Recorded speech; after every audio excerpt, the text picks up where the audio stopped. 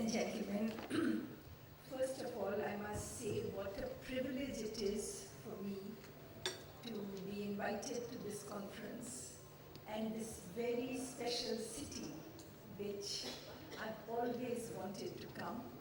My only regret is that my husband was also invited to the conference and was planning to come last minute because of some commitments back at home. We could not come to Jerusalem together, but I am determined to come back with him and so that he can see the beauty and warmth of this place which I have experienced in the last 2 days. Now to the subject that we are talking about. The challenge of satisfying hunger and thirst of growing numbers is the greatest in South Asia because the region, as you know, has the largest load of poverty. South Asia as a region has 23% of global population, 2.5% of global GDP, and 43% of the global poor, of which 33% are in India. I speak about how we in India are trying to respond to this challenge within a context of rapidly rising incomes, even faster rising aspirations in a vibrant democratic society. India has been more in the news in recent years for the terrific growth performance, being the second fastest growing economies in the world. We've had a growth rate of around 8% for the last 10 years on average. And what is even more important, that the economy has shown resilience in the face of the global slowdown. This gives us a lot of comfort, but even though we have brought down the percentage of population below an officially defined poverty line to 30%, the task still remains enormous.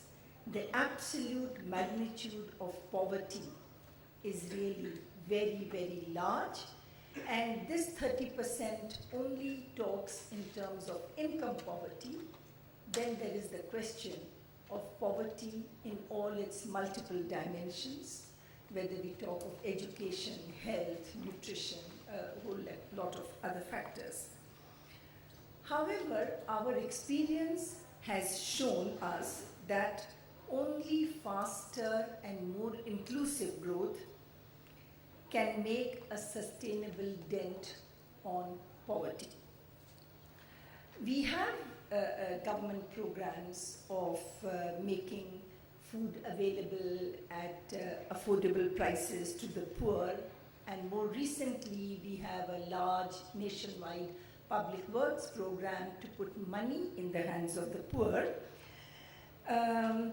We are very aware of the dimension of undernutrition that is becoming more visible as the data is put together, and the government has engaged in a midday meal program where school students of primary schools are given midday meal which is nutritious.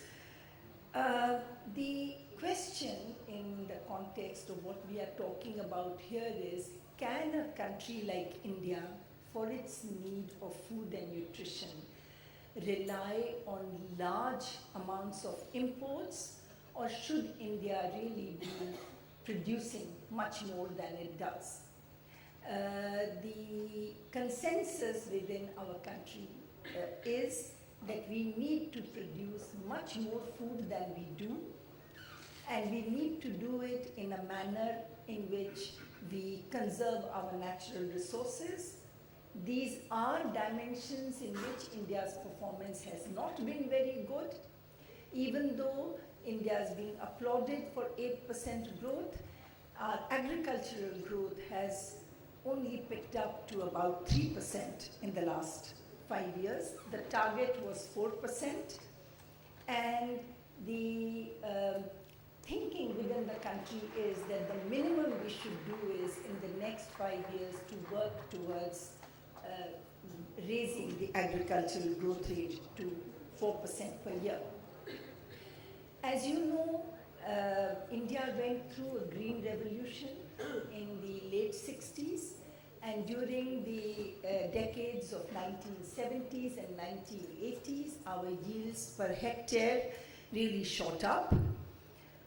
But the green revolution sort of petered out in the subsequent 2 decades.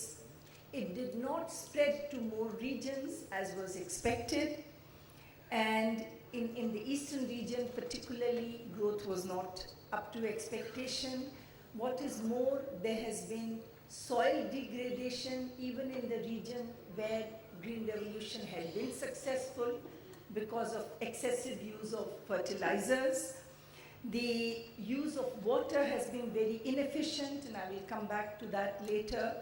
And what is more, the research and development has somehow gone during the 1980s and 1990s. Investment in R&D had really not been up to the mark.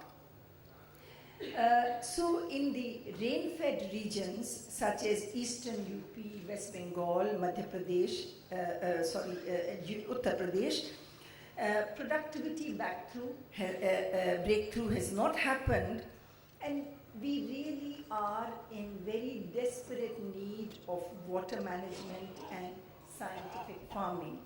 The 2 areas in which we really can learn a great deal from Israel.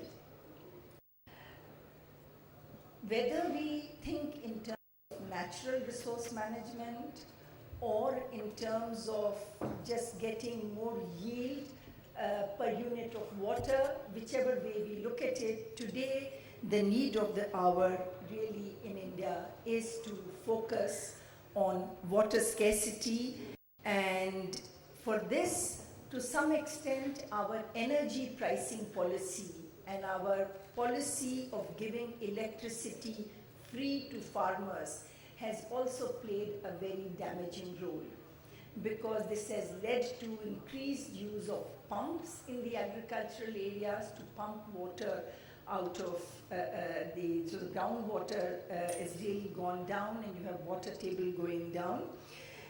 Also, it has led to flood irrigation of rice being practiced in states such as Punjab, where groundwater is very low, but the social cost of water may be very high, but the private cost of water is made very low, free electricity to farmers. And today, the focus of policy is how to move towards a system of rice intensification, alternative ways of going for paddy than flood irrigation.